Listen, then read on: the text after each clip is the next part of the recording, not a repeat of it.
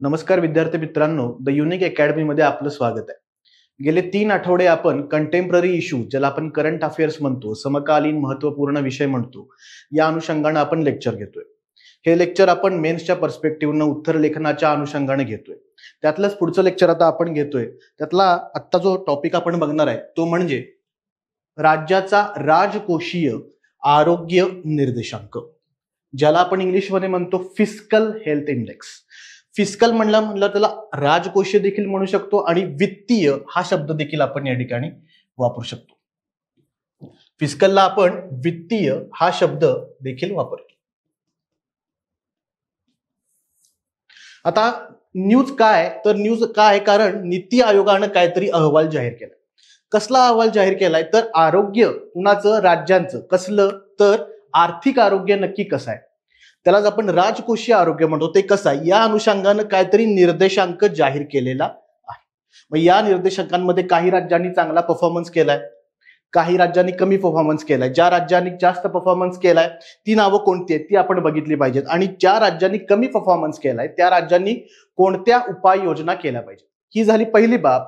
दुसरी बाब म्हणजे हा इंडेक्स आल्यानंतर तो कशाच्या आधारावर केलाय ही आपण बाब जाणून घेतली पाहिजे. त्याला क्रायटेरिया कोणते ठेवलेले आहेत तर ते जाणून घेताना आपण काय बघितलं पाहिजे की राज्यांची राजकोषीय स्थिती, वित्तीय स्थिती काय आहे आणि राज्यांनी कोणत्या उपाययोजना केल्या पाहिजेत याचा आपण अभ्यास केला पाहिजे. आणि म्हणून आपण हा विषय चर्चतोय. आणि हा विषय आपल्याला कुठं जोडता येतो तर जीएस पेपर क्रमांक 3 शी जोडता येतो. हा विषय आपल्याला जीएस पेपर क्रमांक 3 शी जोडता येतो, ज्याला आपल्याला माहिती आहे भारतीय अर्थव्यवस्था आपल्याला अभ्यासाला आहे.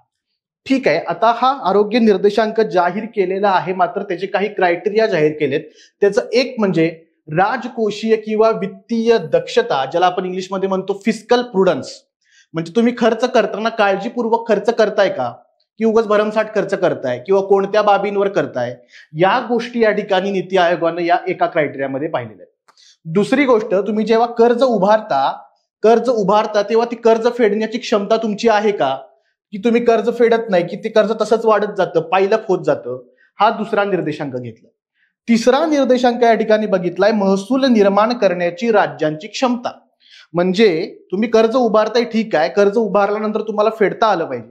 मग ते फेडण्यासाठी तुम्हाला काहीतरी उत्पन्न मिळवलं पाहिजे. मग उत्पन्न तुम्ही कुठनं मिळवणार, रिव्हेन्यू मधनं मिळवणार आणि नॉन रिव्हेन्यू मधनं मिळवणार. मग रिव्हेन्यू तुम्हाला कुठनं मिळतोय, तो नीट मिळतोय का, त्याची तुमची क्षमता आहे का, सरकारी कंपन्या कोणत्या आहेत, कंपन्यांचं उत्पन्न किती आहे, किंवा सरकारी जी काही धोरणं आहेत, समजा उदाहरणार्थ सरकारी खाली काहीतरी उपाययोजना राबवते. उदाहरणार्थ आपण म्हणू महसूल निर्मिती, व्यवहार होतात आपल्या जमिनींचे, त्यामध्ये सरकारला काहीतरी टॅक्स जातो. मग हा तुम्हाला किती प्रमाणामध्ये मिळतोय या ठिकाणी पडताळणी केली जाते. म्हणजे थोडक्यात महसूल निर्माण करण्याची क्षमता आहे का बघतात ते, तुम्ही कर्ज फेडू शकतात का यासाठी. चौथा महत्वाचा मुद्दा, खर्च कोणत्या बाबींवर करताय. ठीक आहे, बाजारातनं कर्ज उचलताय, ठीक आहे, मात्र तुम्ही खर्च केवळ महसुली कारणांसाठी करताय का की भांडवली कारणांसाठी करताय. व पुन्हा 2 प्रकार लक्षात आले, महसुली खर्च आणि भांडवली खर्च. मग महसुली खर्च कोणता, उदाहरणार्थ तुमची लाडकी बहीण योजना महसुली खर्च आहे. मग भांडवली खर्च कोणता, भांडवली खर्च म्हणजे पायाभूत सुविधांच्या उभारण्यासाठी करण्यात आलेला खर्च. म्हणजे रस्ता बांधला, पायाभूत सुविधा उभारल्या, तो कसला खर्च आहे, भांडवली खर्च आहे. मग कुठला खर्च केला चांगला आहे तर भांडवली खर्च केलेला चांगला आहे. मग सरकार म्हणून तुम्ही कोणता खर्च करताय, इथं सरकार म्हणजे कुठलं, राज्य सरकार कशावर खर्च करतंय. मग तुम्ही जास्त महसुली खर्च करत असला तर तुमची आर्थिक स्थिती जी आहे ती बिघडणार आहे. मग भांडवली खर्च करत असाल तर कदाचित त्या भांडवली खर्चामुळे उद्या भविष्यात काहीतरी चांगले सकारात्मक परिणाम बघायला मिळतील, ज्याला आपण म्हणतो बहुआयामी परिणाम. मग ह्या गोष्टी यामध्ये पाहिल्या जातात. दुसरी गोष्ट आणि शेवटची गोष्ट, राज्याच्या वित्त स्थितीची स्थिरता काय आहे. बाबा एवढं या वर्षी एवढं कर्ज उभारलंय, मागच्या वर्षी एवढं उभारलेलं होतं, मग त्याचं व्याज एवढं झालंय, यावरून काय निश्चित होते, तुमची राज्याची स्थिरता लक्षात घ्या. एवढ्या क्रायटेरियावरून हे आरोग्य निर्देश म्हणजे राज्याची आर्थिक स्थिती काय आहे हे यावरनं निश्चित होतं. मग हे काही फॅक्ट्स आहेत काय बाबा. ओडिसा, छत्तीसगड, गोवा, झारखंड, गुजरात या निर्देशांकात उच्च वर्गवारीत आहेत. नाव बघा, ओडिसा, छत्तीसगड, गोवा, आणि कुणी खालच्या दर्जाच्या ह्याच्यावर आहेत, पंजाब, आंध्र प्रदेश, पश्चिम बंगाल, केरळ आणि हरियाणा ही खालच्या वर्गवारीत आहेत. आता थोडंसं आपण ह्याच्यामध्ये डिटेलमध्ये जाऊया. मध्यंतरी केरळ राज्यावरून केंद्र आणि राज्याचे काहीतरी संबंध बिघडलेले होते. का बिघडलेले होते? केरळ राज्याला मार्केटमधनं कर्ज उभा करायला सरकारने, कुठल्या सरकारने? केंद्र सरकारने निर्बंध लादलेले होते. त्यांचं म्हणणं होतं की तुमची आर्थिक स्थिती नीट नाही, तुम्ही तुमच्या मर्यादेपेक्षा जास्त कर्ज बाजारातून काय करू शकत नाही, उचलू शकत नाही. त्यामुळे हा विषय चालू होता. हा तुम्हाला पुन्हा, हा विषय जरी आर्थिक असला, GS3चा असला, तरी तो तुम्हाला पुन्हा कशाशी जोडता येतो? तर केंद्र राज्य संबंधाशी जोडता येतो. हा विषय आपण पुन्हा कधी वेळ मिळाला तर घेऊ, कारण केरळ राज्य त्यामुळे चर्चेत होतं. अनेकदा पश्चिम बंगाल चर्चेत असतं. थोडक्यात यावरनं केंद्र आणि राज्यांचे संबंध बिघडलेले दिसतात. थोडंसं या विषयाच्या बाजूचा मुद्दा तुम्हाला यामध्ये सांगितला. यामध्ये साधारण एक सरप्राइझिंग असं दिसतंय की ओडिसा, छत्तीसगड ही जी राज्य आहे त्या ठिकाणी अग्रवारी, म्हणजे आपण म्हणू उच्च दर्जाच्या वर्गावरीत दिसतात. तर ही जी पंजाब, आंध्र प्रदेश वगैरे राज्य आहेत ती खालच्या दर्जामध्ये या ठिकाणी दिसतात. तुम्हाला क्रायटेरिया मागाशी मी तुम्हाला सांगितले. आता या आरोग्य निर्देशांकांमध्ये ह्या सगळ्या क्रायटेरिया बघताना मागाशी सांगितलं की तुमचं कर्ज वगैरे जास्त आहे का, तर ते किती आहे, मग त्यामध्ये कर्ज GDP गुणोत्तरामध्ये वाढ का होते, ह्या अनुषंगाने बघण्यासारखा मुद्दा आहे. एक म्हणजे कर्ज काढावं का लागतं? कर्ज काढावं लागतं कारण राज्याचं उत्पन्न आणि राज्याचा खर्च यामध्ये जर ताळमेळ नसेल तर जी मधली गॅप आहे, म्हणजे उत्पन्न तुमचं कमी आहे पण खर्च जास्त आहे. उदाहरणार्थ 100 रुपये आपला काय आहे, लेट से आपण म्हणू 100 रुपये हा आपला खर्च आहे आणि 80 रुपये आपलं उत्पन्न आहे. तर वरचं 20 रुपये कुठं तरी आणले पाहिजेत ना. मग ही 20 रुपये कुठनं आणणार? तर ते आणणार बाजारातनं. या बाजारातनं काय करावं लागतं? सरकारला ते पैसे उचलावे लागतात आणि म्हणजेच आपण म्हणतो काय, ते सरकारनं कर्ज उचललं आणि त्यालाच आपण म्हणतो सरकारनं बाजारातून कर्ज उचललं, म्हणजेच त्याला आपण म्हणतो त्या वर्षाची राजकोषीय तूट. राजकोषीय किंवा वित्तीय तूट आपण असं त्याला म्हणतो. सरकारनं बाजारातून उचललेलं कर्ज, एकदम सिंपल, सरकारनं त्या विशिष्ट आर्थिक वर्षी बाजारातून उचललेलं जे कर्ज आहे त्याला आपण राजकोषीय तूट असं म्हणतो. म्हणजे तुमचं उत्पन्न आणि काय म्हणू, उत्पन्न आणि खर्च जर मिसमॅच होत असेल तर ते काय करावं लागतं? तुम्हाला मोठ्या प्रमाणावर कर्ज उचलावं लागतं.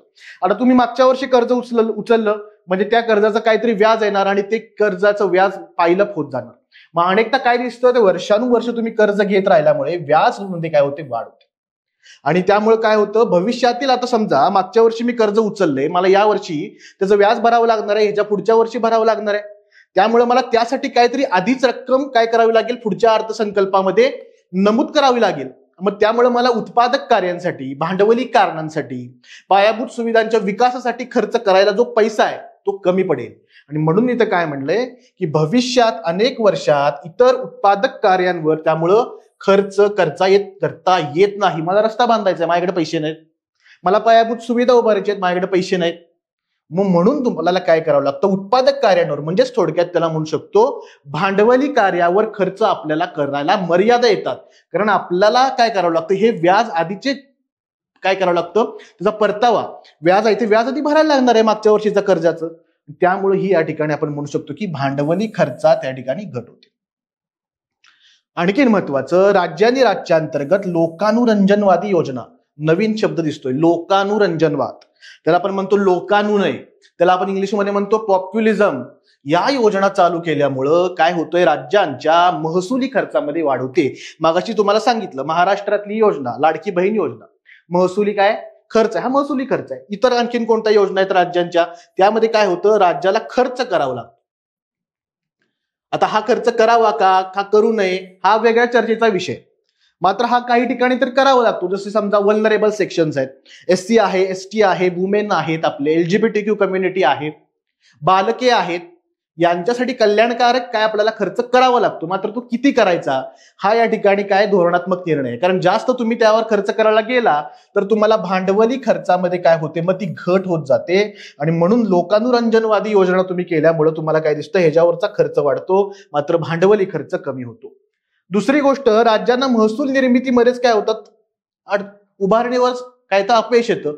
महसुलाची निर्मितीच नाही मात्र खर्च वाढतो, मग पैसा कुठून येणार, असा या ठिकाणी शेवटचा प्रश्न या ठिकाणी निर्माण होतो.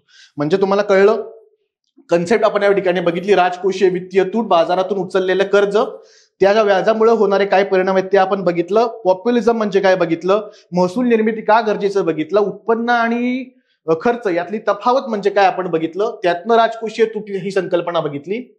त्यानंतर आपण अजून काही त्यातली कारणं बघू की ऊर्जा कंपन्यांकडून मोठ्या प्रमाणावर अनुदान दिली जातात. आता तुम्हाला आम्हाला जी येणारी वीज आहे ती सबसिडाईज वीज असते, म्हणून जी मधली रक्कम आहे ती कोण भरतं बाबा, तर राज्य सरकार भरतं. ते राज्य सरकार भरतं. आणि राज्य सरकार म्हणजे एक प्रकारे काय देतं बाबा, हे अनुदान देतं. अनुदान मग अनुदाने दिलं म्हणजे काय केलं, राज्यांनी मधली काय जी रक्कम आहे ती राज्यांनी घातली. म्हणजे आपल्याला जी रक्कम भरावी लागते वीज बिल म्हणून ती कशी असते, सबसिडाईज असते. मग हा देखील राज्यांचा खर्च वाढतो. दुसरी गोष्ट आपण म्हणू की केंद्राकडून होणाऱ्या करांच्या हस्तांतरणावर आणि अनुदानांवर राज्यांना अवलंबून जातं. केंद्राकडून करांचं हस्तांतरण म्हणजे काय, तर केंद्राकडून होणाऱ्या करांचं हस्तांतरण म्हणजे केंद्राकडे जमा होणारे जे कर आहेत त्यातलं हस्तांतरण होतं. आता उदाहरणार्थ 15व्या वित्त आयोगानं सांगितलंय बाबा किती 41% बाबा काय करायचंय, कर हस्तांतरण करायचंय राज्यांना. ते झाले कर हस्तांतरण. आता हे कोण सांगतं, वित्त आयोग. वित्त आयोगाची स्थापना कशी होते, आर्टिकल 280 नुसार हा घटनात्मक आयोग आहे. हे आपल्याला पॉलिटीमध्ये आपण पाहतो. आता अनुदान म्हणजे काय, तर केंद्र सरकारकडनं काही योजनांना अनुदाने दिली जातात राज्य सरकारच्या. मग यावरच या राज्यांना अवलंबून राहावं लागतंय. स्वतःचं उत्पन्नाचं साधन काय कमी आहे, हे यातनं घ्यायचं तुम्हाला. ठीक आहे, नवीन कन्सेप्ट आहे बघा इथं, of budget borrowing. Naveen concept आली ऑफ बजेट बॉरोइंग. म्हणजे अनेकदा काय होतं, अर्थसंकल्पामध्ये, नीट आहे का, अर्थसंकल्पामध्ये आम्हाला दाखवायचंच नाही राजकोषीय तूट आहे, वित्तीय तूट आहे. मग काय करतात राज्य, अर्थसंकल्पात दाखवत नाही, मात्र राज्यांच्या ज्या काही कंपन्या आहेत, कंपन्या ज्याला आपण सार्वजनिक निगम म्हणतो, कंपन्या, या कंपन्या मार्केटमधनं कर्ज उचलतात. म्हणजे ह्या कंपन्या ज्या मार्केटमधनं कर्ज उचलतात ते अर्थसंकल्पामध्ये दाखवावं लागत नाही, म्हणून त्याला काय म्हणलं, ऑफ बजेट. मग अर्थसंकल्पात दाखवलं नाही तर ते राजकीय तुटीमध्ये, राजकोषीय तुटीमध्ये पकडलं जात नाही. ऍक्च्युली खर्च तर होणार आहे, ऍक्च्युली सरकार कर्ज उचलते, मात्र दिसत नाहीये अर्थसंकल्पामध्ये. तो दिसतो का दिसत नाही, कारण सरकारी कंपन्या ज्याला सार्वजनिक निगम म्हणतो त्या कंपन्या उचलतात. म्हणून असं जेव्हा राज्याकडनं केलं जातं तेव्हा त्याला म्हणतात ऑफ बजेट बॉरोइंग. आता प्रिलियमला देखील असा प्रश्न येऊ शकतो, ऑफ बजेट बॉरोइंग म्हणजे काय, पण संकल्पना तुम्हाला समजली पाहिजे. ऑफ बजेट बॉरोइंग म्हणजे काय. आता ही असमानता राज्यांमध्ये देखील दिसून येते, हे बरोबर आहे. राजकोषीय आपण हे बाकीचे फॅक्टर सगळे बघितले, मात्र अजून पण काहीतरी फॅक्टर आहेत की ही असमानता आहे. तर काही राज्य तुम्हाला दिसतात किनारी भागात आहेत, काही अंतर्गत भागात आहेत. आता जे किनारी भागात जे आहेत त्यांना काय फायदा होतो, औद्योगिकरणाचा फायदा आहे, व्यापार चांगला होतो, बंदरांची उपस्थिती असते, मग त्यामुळे औद्योगिकरण जास्त होतं. औद्योगिकरण जास्त झालं की तिथं उद्योगधंदे येतात. उद्योगधंदे आले तर काय होणार, उद्योगधंदे आले तर त्या राज्याला महसूल प्राप्ती जास्त होईल. मग हा देखील फॅक्टर या ठिकाणी महत्वपूर्ण आहे. दुसरा ऐतिहासिक घटक आहे. जसं आपल्याला माहिती आहे की तुम्ही जर इतिहास अभ्यासला असेल, बॉम्बे आणि मद्रास या ठिकाणच्या प्रदेशाचा विकास का जास्त झाला, कारण तिथं प्रेसिडेन्सी होत्या ब्रिटिशांच्या. याशिवाय तिसरा मुद्दा, अधिक प्रमाणात काही राज्य शेती क्षेत्रावर अवलंबून आहेत, त्यामुळे औद्योगिकरण आणि सेवा क्षेत्राचा विकास या ठिकाणी झालेला नाही. म्हणजे थोडक्यात द्वितीय आणि तृतीय क्षेत्राचा विकास या राज्यांमध्ये झालेला नाही, अशी काही राज्य तुम्हाला दिसतील. त्यामुळे देखील फिस्कल आरोग्य ज्याला आपण म्हणतो, वित्तीय आरोग्य बिघडते. तर अनेक राज्यांमध्ये मानवी संसाधन, आता मला सांगा, मानवी संसाधन तुमच्या अभ्यासाचा विषय आहे की नाही तुमच्या सिलेबसमध्ये, तर मानवी संसाधन कसं असणं, कौशल्यपूर्ण नसणं, म्हणजे कौशल्याची कमतरता असणं आणि त्यामुळे औद्योगिकरणाच्या प्रक्रियेला अडथळा निर्माण होणं किंवा त्याला चालना मिळणार नाही, असं तुम्ही या ठिकाणी म्हणू शकता. या सगळ्याचा परिणाम इथं आपण काय म्हणू शकतो, राजकोषीय निर्देशांकामध्ये होतो. मगाशी आपण जे फॅक्टर्स आहेत किंवा जे कारक आहेत किंवा नीती आयोग ज्याच्यावर निर्णय घेतात त्याचे आपण 5 मुद्दे बघितले, मात्र ह्या कारणांकडे आपल्याला दुर्लक्ष करता येणार नाही का राज्यामध्ये ही असमानता काय बाबा, हे देखील तेवढेच महत्वपूर्ण फॅक्टर त्यामध्ये आहेत. मग यातनं आपण निष्कर्ष काय म्हणू शकतो की राज्यांना आपली राजकोषीय स्थिती सुधारायची असेल तर राजकोषीय शिस्तीचं पालन केलं पाहिजे. म्हणजे काय, खर्च करताना महसुली खर्च जास्त न करता भांडवली खर्च केला पाहिजे. त्या भांडवली खर्चातून मग काय होईल, रोजगार निर्माण होतील, पायाभूत सुविधा वाढतील आणि महसूल वाढीमध्ये देखील त्याच वेळी सुधारणा करणं आवश्यक आहे, असं या ठिकाणी आपण म्हणू शकतो. यातनं तुम्हाला काय कळालं, फिस्कल डेफिसिट कळाली, उत्पन्न खर्च यातला फरक भरून काढावा लागतो. यासाठी राज्याला काय करावं लागतो, बाजारातून कर्ज उचलावं लागतं. मग त्याला आपण फिस्कल डेफिसिट म्हणतो, म्हणजे राज्याची वित्तीय तूट म्हणू शकतो. केंद्र पातळीवर विचार केला तर तो केंद्र पातळीवरची, म्हणजे केंद्रातली म्हणू आपण ती राजकोषीय तूट. आता इथं चर्चा आपली राज्यांसाठीची चालू आहे. मग निष्कर्ष आपण असा म्हणू शकतो की आपल्याला बाबा महसुली खर्च वाढवणं न्यायचा नाहीये, आपल्याला कुठला खर्च वाढवायचा आहे, भांडवली खर्च वाढवायचा आहे. आता इथनं तुम्हाला मागाशी सांगितलं की यातनं पुढे उपमुद्दे चर्चेला येतात की मग राज्यांनी कल्याणकारक योजना राबवाव्यात की नाही, तो आपण कधीतरी पुढच्या वेळी तो आपण कव्हर करू. ठीक आहे, हा टॉपिक इथं संपतोय. अधिक माहितीसाठी तुम्ही युनिक बुलेटिन वाचा. धन्यवाद.